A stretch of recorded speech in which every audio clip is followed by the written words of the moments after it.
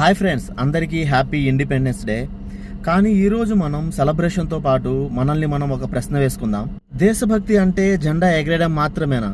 దేశం కోసం ప్రశ్నించాల్సినప్పుడు ధైర్యంగా ప్రశ్నించడం కూడా దేశభక్తే కదా. ఈరోజు జెన్జీ యూత్ ఒక విషయాన్ని నిరూపిస్తున్నారు.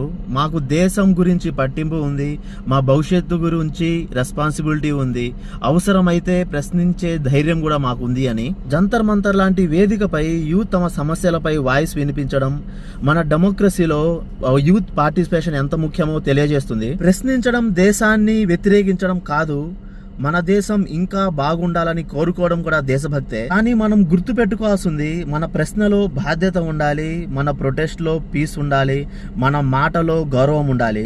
పార్టీ ఏదైనా, లీడర్ ఎవరైనా తప్పు చేస్తే ప్రశ్నిద్దాం, మంచి చేస్తే అభినందిద్దాం. ఎందుకంటే దేశం ఏ ఒక్క పార్టీది కాదు, ఏ ఒక్క నాయకుడిది కాదు, దేశం మన అందరిది. భారతదేశపు భవిష్యత్తు ఎవరో మార్చాలని ఎదురు చూడకుండా ఆ మార్పులో మనమే భాగమవుదాం. బాధ్యత గల యువత, బలమైన ప్రజాస్వామ్యం, మెరుగైన భారతదేశం.